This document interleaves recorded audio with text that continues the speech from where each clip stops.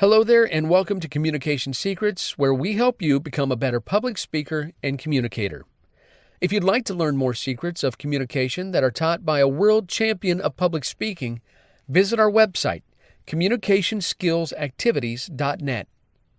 Today, we're going to be talking about fear of public speaking, a very common problem. We're going to delve into where the fear comes from and how, with an understanding of that, you can gradually overcome it. Now, when it comes to speaking in public, fear is deeply present for many people, and there's a reason for that. You see, long ago, when humans lived in small tribes, we were highly dependent on the other members of our very limited communities for mating and survival. There may have only been a couple of eligible members of the opposite sex that we would ever meet in our entire lives, and nobody could last in the harsh conditions of the wild for long alone. This meant that it was a matter of life and death not to bring shame upon oneself or to offend others too severely. Doing so could lead to the permanent loss of our ability to reproduce or possibly even to live if we were ostracized.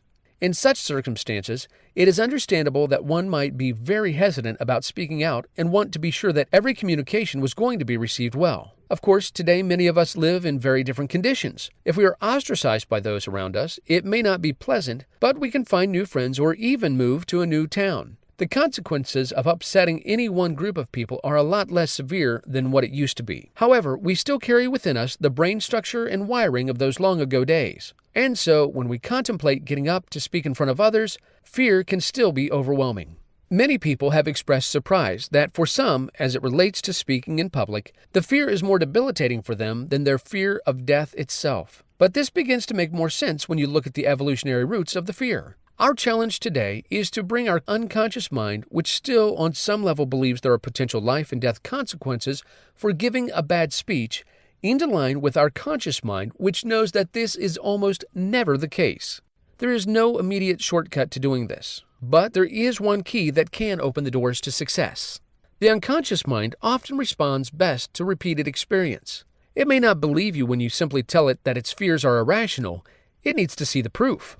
What this means is that one must simply accept and face the fear, or as one book title says, feel the fear and do it anyway. The first several times may be incredibly scary, but taking it gradually, you can overcome the fear little by little and prove to your unconscious mind that you can survive. Many public speaking programs are very helpful in this regard because they are specifically set up with frightened beginners in mind and are structured so as to allow them to take on one fear at a time in a very safe space. The end result of taking that journey and incrementally working through one's fears of public speaking can be tremendous.